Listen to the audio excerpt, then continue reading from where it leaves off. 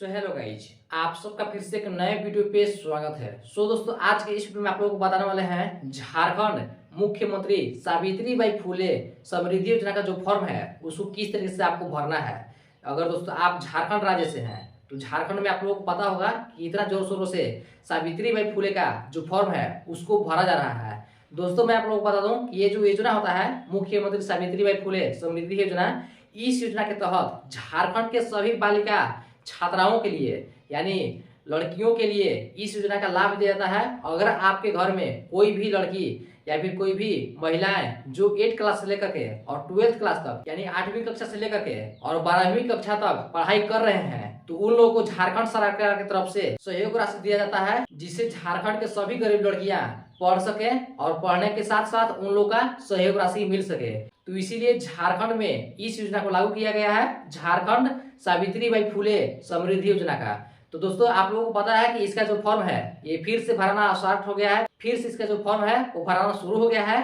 तो दोस्तों, आज की वीडियो में आप लोगों को यही बताने वाला हूँ कि किस तरीके से आपको फॉर्म को भरना है, कहाँ से आपको फॉर्म मिलेगा और क्या क्या इसका प्रोसेस है, फॉर्म आपको किस तरीके से भरना है, कहाँ पे आपको जमा करना है। क्योंकि दोस्तों आप लोगों को पता है कि इसका जो फॉर्म है ये ऑफलाइन भराता है, ऑनलाइन नहीं भराता है। आप लोगों को आप लोगों के गांव के जो आंगनबाड़ी होता है, आंगनबाड़ी सेविका होते हैं, उन लोगों की तरफ से इसका फॉर्म भरा जाता है। तो दोस्तों, आज की वीडियो में आप लोगों को सब कुछ अच्छे तरीके से स्टेप बाय स्टेप बताने वाला हूँ कि आपको इसको फॉर्म को किस तरीके से भरना है, कहाँ से आपको फॉर्म मिलेगा, क्या क्या आपको डॉक्यूमेंट लगेगा, तो सब कुछ आप लोगों को इस वीडियो में बताता हूँ। उससे पहले दोस्तों, अगर आप हमारे चैनल पर नए हैं तो चैनल को सब्सक्राइब कर दें और इसी तरह की इन्फॉर्मेटिव वीडियो सबसे पहले पाने के लिए हमारे चैनल को सब्सक्राइब करके बेल आइकन कॉल कर दें, ताकि इसी तरह का इन्फॉर्मेटिव वीडियो जब भी मैं अपने चैनल पर अपलोड करूँ तो सबसे पहले आप तक पहुंचे। तो चलिए चलते हैं अपने मोबाइल फोन की स्क्रीन पे और आप लोगों को दिखाता हूँ कि किस तरीके से आप सावित्रीबाई फुले समृद्धि योजना का जो फॉर्म है उसको आप भर सकते हैं। तो बने रहिए आप लोग वीडियो को शुरू से लास्ट तक देखिएगा।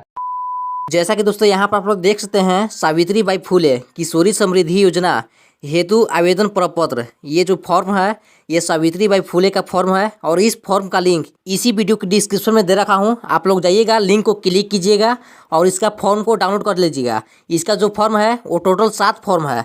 आप 7 फॉर्म को डाउनलोड करके और आप चाहें तो इसका प्रिंट आउट निकलवा सकते हैं। सबसे पहले तो दोस्तों, अगर आपके घर में कोई बहन हो या फिर आपके बड़े दीदी सिस्टर जो 8 से लेकर के 12th क्लास तक पढ़ रहे होंगे वो इस फॉर्म को फिलअप कर सकते हैं। और दोस्तों, सबसे बड़ी बात यह है कि जो इस फॉर्म को फिलअप करते हैं उसका जो स्कीम का पेमेंट आने वाला है वो 40,000 तक इसका पेमेंट आने वाला है।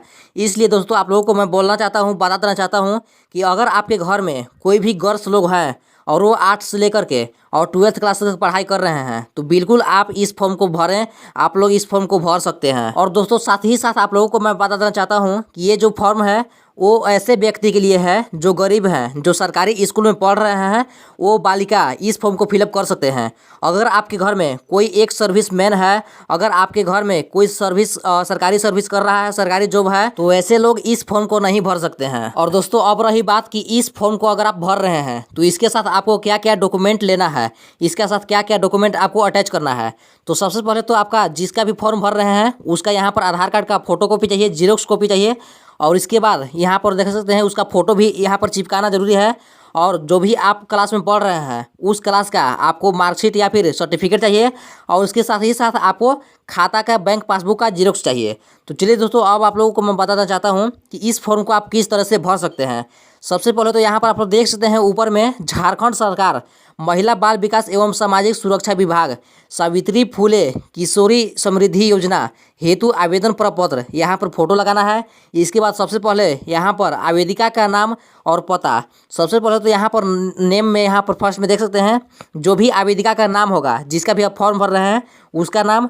इसके बाद उसके नीचे अभिभावक का नाम, यानी कि जिसका भी आप फॉर्म भर रहे हैं उसके पिता या फिर माता का नाम भर देना है। अगर आपके माता या फिर पिता कोई जीवित नहीं है तो आप अपने रिलेटिव के जो भी आपके 18 साल से प्लस एज वाले होंगे उनका आप यहाँ पर नाम भर सकते हैं।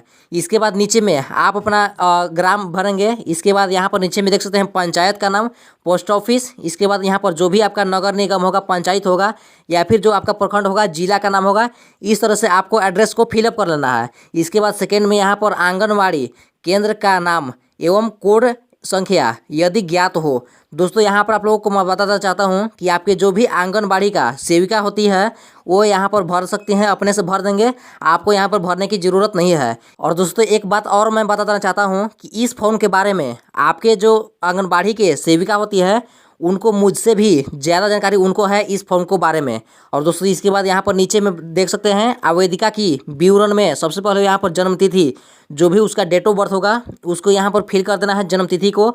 और इसके बाद ए में जन्म प्रमाण पत्र की संख्या या फिर छायापति संलग्न करें, यानी कि इसका जो जन्म प्रमाण पत्र होगा, या फिर अगर आपके पास जन्म प्रमाण पत्र नहीं है तो जो भी आप क्लास में पढ़ रहे हैं उस क्लास का आपके पास अगर सर्टिफिकेट है, या फिर आपके पास एडमिट कार्ड मार्कशीट, यानी कि जो भी आप क्लास में पढ़ रहे हैं उस क्लास के रिलेटेड, स्कूल से रिलेटेड कोई भी आपके पास डॉक्यूमेंट है तो उस डॉक्यूमेंट को प्रिंट आउट करके फ़ोटो कॉपी करा करके और उसके साथ अटैच कर सकते हैं।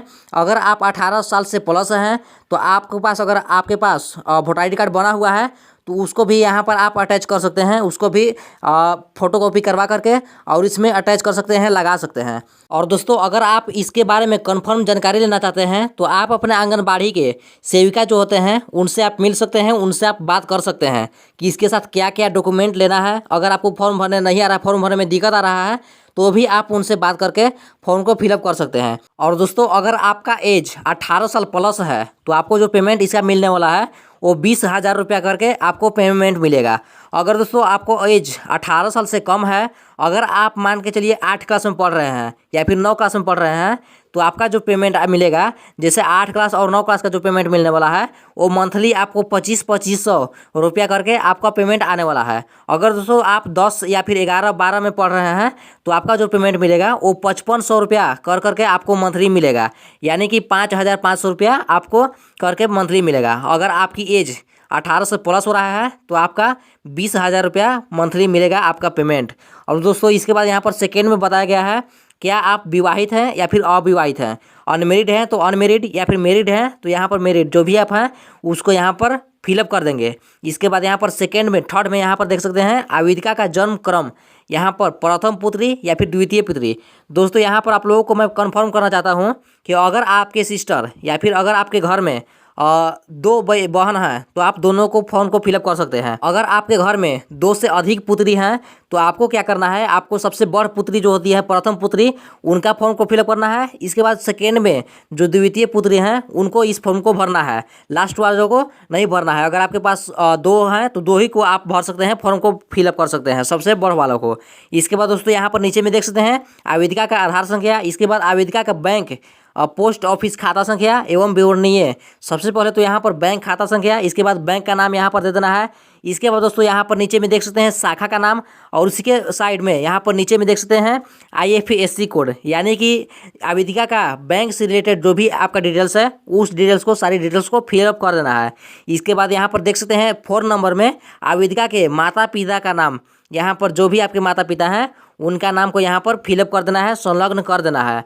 इसके बाद यहाँ पर 5 नंबर में जो दिया गया है, सबसे फर्स्ट पेज ये हुआ। इसके बाद जो सेकेंड पेज है वो दोस्तों यहाँ पर आप लोग देख सकते हैं सेकेंड पेज में नीचे में दिया गया है।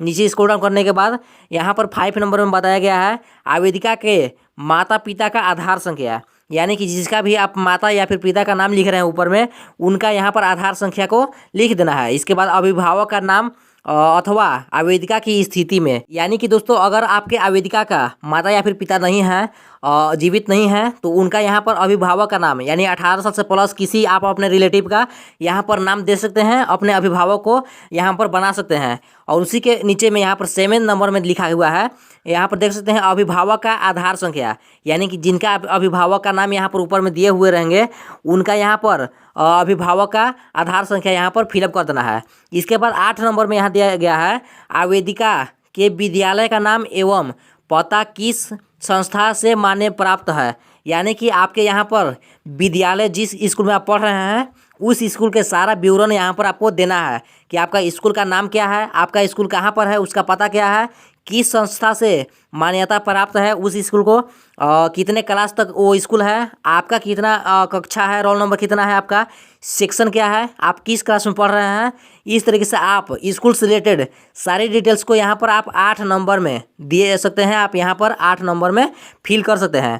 इसके बाद दोस्तों यहाँ पर आप लोग देख सकते हैं 9 नंबर में यहाँ पर दिया गया है आवेदिका के लाभ प्राप्ति का वर्ग, यानी कि यहाँ पर आप लोग देख सकते हैं आवेदिका किस क्लास में पढ़ रहे हैं, क्रम संख्या, वर्ग, और इसके बाद वांछित लाभों को वर्ग पर टिक लगाएं। यानी कि दोस्तों यहाँ पर जिस भी क्लास में आप हैं, जिस भी क्लास में आप पढ़ रहे हैं, जिनके भी आप फॉर्म भर रहे हैं, वो कौन से क्लास में पढ़ रहे हैं, जो भी क्लास में वो पढ़ रहे होंगे उनके यहाँ पर साइड में टिक बॉक्स कर देना है, आपको टिक लगा देना है। अगर आप 18 से 19 साल के बीच हैं या फिर 18 साल से प्लस की बालिका हैं तो आप यहाँ पर लास्ट में नीचे में टिक बॉक्स कर सकते हैं। इसके बाद दोस्तों यहाँ पर 10 नंबर में बताया गया है कि आवेदिका के माता पिता राज्य केंद्र सरकार में यहाँ पर अस्थायी रूप से नियोजित यहाँ पर परिवार पेंशन प्राप्त करने वाले नहीं हो तथा आवेदिका के माता पिता आयकर दाता नहीं। यानी कि दोस्तों यहाँ पर बताया गया है कि अगर आपके माता पिता किसी पेंशनर से रिलेटेड आयकर दाता हैं, इनकम टैक्स भरते हैं, तो भी आपको पैसा नहीं मिलेगा, क्योंकि आप अमीर के रूप में आ जाते हैं। उस तरीके से आप इस फॉर्म को भर नहीं सकते हैं, आपको पेमेंट नहीं दिया जाएगा। क्योंकि दोस्तों ये जो फॉर्म है ये गरीब लोगों के लिए है, गरीब को बच्चे के लिए है। तो यही है दोस्तों यहाँ पर 10 नंबर में कि अगर आपके माता पिता सरकारी पेंशनर हैं या फिर अगर आपके माता पिता पहले जॉब कर रहे थे, वो अभी रिटायरमेंट है, तो यहाँ पर अगर हैं तो यहाँ करेंगे। अगर आपके पास नहीं है, आयकर टैक्स भी नहीं भरते हैं, तो यहाँ पर नहीं के ऊपर क्लिक कर देना है। इसी तरीके से दोस्तों आपका जो भी होगा आप अपने से देख करके और यहाँ पर 10 नंबर को कंप्लीट कर सकते हैं, भर सकते हैं। इसके बाद दोस्तों आते हैं यहाँ पर 11 नंबर में। ये जो 11 नंबर का यहाँ पर दिया गया है ये दिव्यांग बालिका का विवरण है, यानी कि यहाँ पर जो विकलांग हैं, दिव्यांग है, उनके लिए ये 11 नंबर है। अगर आप हैं तो यहाँ पर अच्छे तरीके से दिव्यांगता का प्रकार ये सब भर सकते हैं। इसके बाद दोस्तों आप यहाँ पर नीचे में स्क्रॉल डाउन करते हैं तो यहाँ पर आप लोग 12 नंबर में देख सकते हैं, क्या आवेदिका को मुख्यमंत्री सुकन्या योजना का लाभ प्राप्त है? क्या आप इससे पहले एक मुख्यमंत्री सुकन्या योजना का फॉर्म भरा रहा था, उस फॉर्म को आप भरे हैं और यहाँ पर आप उसका पेमेंट पाए हैं? तो अगर पाए हैं तो यहाँ पर हाँ करेंगे, नहीं पाए हैं तो यहाँ पर नहीं के ऊपर क्लिक कर देंगे। और इसके बाद उसी के नीचे में यदि हाँ तो विवरण दे, एक से अधिक में भी चिन्ह लगा सकते हैं। इसमें से किस क्लास के आप सुकन्या योजना का लाभ लिए हैं उस क्लास को यहाँ पर सिलेक्ट करेंगे, टिक बॉक्स कर देंगे। इसके बाद आप 13 नंबर पे आते हैं तो यहाँ पर आवेदिका को मुख्यमंत्री लक्ष्मी लाडली योजना का कितने किस्त का लाभ प्राप्त है? अगर आप इस योजना का लाभ लिए हैं, जितने भी आपका किस्त आया होगा, 2-4 किस्त जो भी आया होगा उसको यहाँ पर फिल कर देना है। इसके बाद नीचे में यहाँ पर आप देख सकते हैं प्रमाणित किया जाता है कि ऊपर दी गई सभी सूचनाएं सही हैं एवं दिए गए किसी भी गलत सूचना के लिए मैं स्वयं जिम्मेदार होंगी। मैं अपना आधार नंबर अपनी स्वेच्छा से इस योजना का लाभ प्राप्त करने हेतु उपलब्ध कर रही हूँ। ये जो यहाँ पर घोषणा दिया गया है उसको आपको यहाँ पर एक्सेप्ट करना है।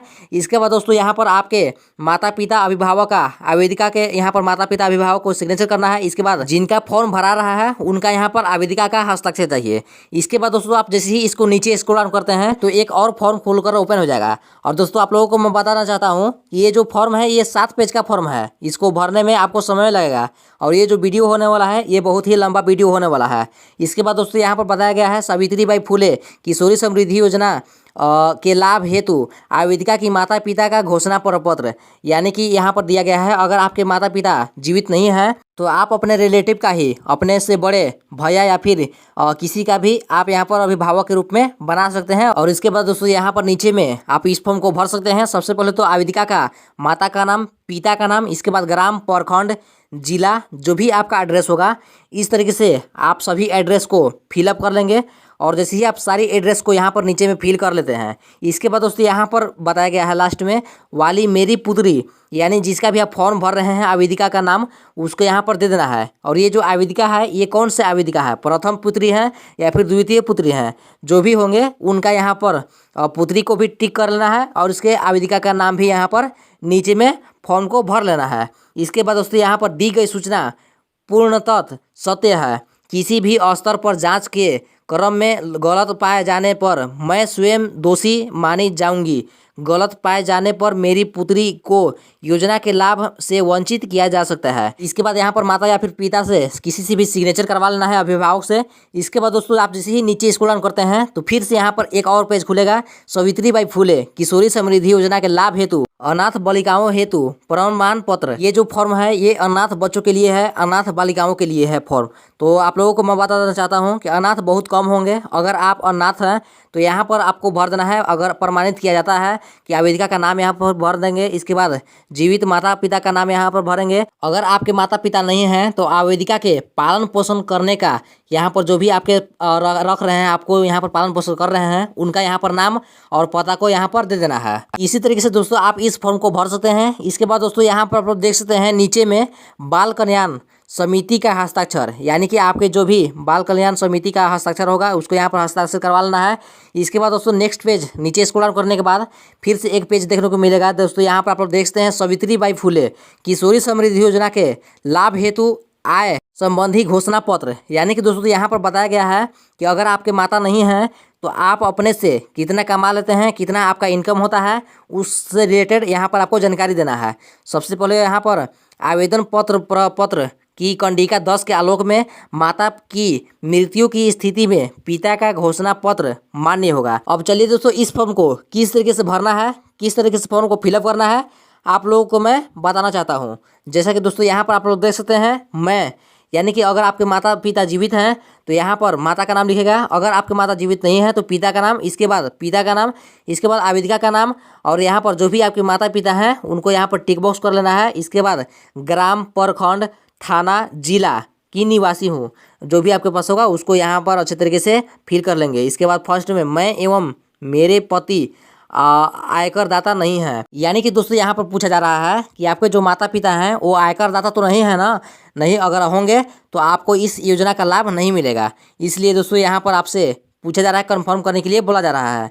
इसके बाद दोस्तों यहाँ पर नीचे में बताया जा रहा है सेकेंड ऑप्शन में, यहाँ पर जैसा कि देख सकते हैं मैं स्वयं अथवा मेरे पति केंद्र एवं राज्य सरकार अथवा केंद्रीय राज्य सार्वजनिक क्षेत्र के उपक्रमों में अस्थायी रूप से नियोजित, यानी कि दोस्तों यहाँ पर आप लोगों को यही बताया गया है कि कोई आपके परिवार में कोई सरकारी जॉब नहीं कर रहे हैं या फिर सरकारी जॉब से रिटायरमेंट नहीं है। इसके बाद यहाँ पर नीचे में बताया गया है कि जो भी आप डिटेल्स दिए हैं वो सारी डिटेल्स सही है। अगर डिटेल्स गलत पाया जाता है तो आपको इस योजना का लाभ नहीं मिलेगा, नहीं दिया जाएगा। इसके बाद यहाँ पर नीचे में सावित्रीबाई फुले किशोरी समृद्धि योजना के लाभ हेतु संबंधित विद्यालय के प्राचार्य द्वारा सत्यापन प्रमाण पत्र, यानी कि जो स्कूल में आप पढ़ रहे हैं उस विद्यालय के प्रधानाचार्य से प्रमाणित करना होगा। क्या प्रमाणित करना होगा? आवेदन पत्र की कंडिका 8 एवं 9 के आलोक में पत्रांक यहाँ पर और दिनांक, ये जो आपके सेविका होते हैं वो यहाँ पर भर लेंगे। इसके बाद नीचे में यहाँ पर प्रमाणित किया जाता है कि छात्रा का नाम, यानी कि आवेदिका का नाम को यहाँ पर फिल करना है। इसके बाद उसके पिता का नाम, ग्राम, प्रखंड और थाना इस तरीके से फिलअप कर लेना है। इसके बाद राज्य झारखंड की निवासी है यह कि छात्रा, विद्यालय का नाम को यहाँ पर फिल कर देना है। इसके बाद में कक्षा, जो भी क्लास में पढ़ रहे होंगे उस कक्षा को यहाँ पर फिल कर देना है। में नामांकित है, इन्हें सावित्रीबाई फुले किशोरी समृद्धि योजना के लाभ हेतु विद्यालय में अध्ययनरत होने संबंधित सत्यापन प्रमाण पत्र निर्गत किया जाना है। इसके बाद यहाँ पर देख सकते हैं प्राचार्य का हस्ताक्षर होगा और इसके बाद प्राचार्य का नाम होगा, विद्यालय का नाम होगा, प्रखंड होगा और इसके बाद जिला होगा। इस तरीके से आप जैसे ही सारी डिटेल्स को फिल कर लेते हैं, सारी फॉर्म को फिलअप कर लेते हैं, इसके बाद क्या करना है, आपको ये सारी फॉर्म को लेकर के इसके साथ डॉक्यूमेंट लगा करके और आपको स्कूल में चला जाना है, प्राचार्य के पास चला जाना है।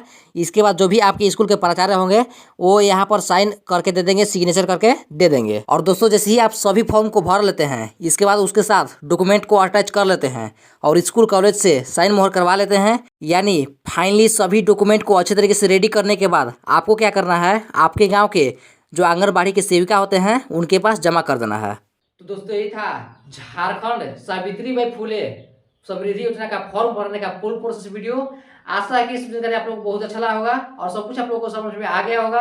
अगर आपके घर में कोई भी सिस्टर बहन है जो कि 8 क्लास से लेकर के 12वीं क्लास तक पढ़ाई कर रहे हैं तो उनका इस फॉर्म को भर दें, उन लोगों को भी इसको फॉर्म को भरना होता है। अगर आपको किसी भी तरह का कोई प्रॉब्लम आता है तो आप हमें इस वीडियो में कमेंट करके और बता सकते हैं, ताकि मैं आप लोगों को बता सकूं, आप लोगों का कमेंट का रिप्लाई कर सकूं।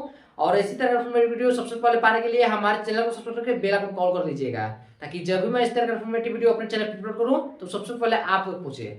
तो चलिए इस वीडियो में बस आप लोगों को यही बताने वाला था। मिलते हैं फिर किसी और इन्फॉर्मेटिव वीडियो में।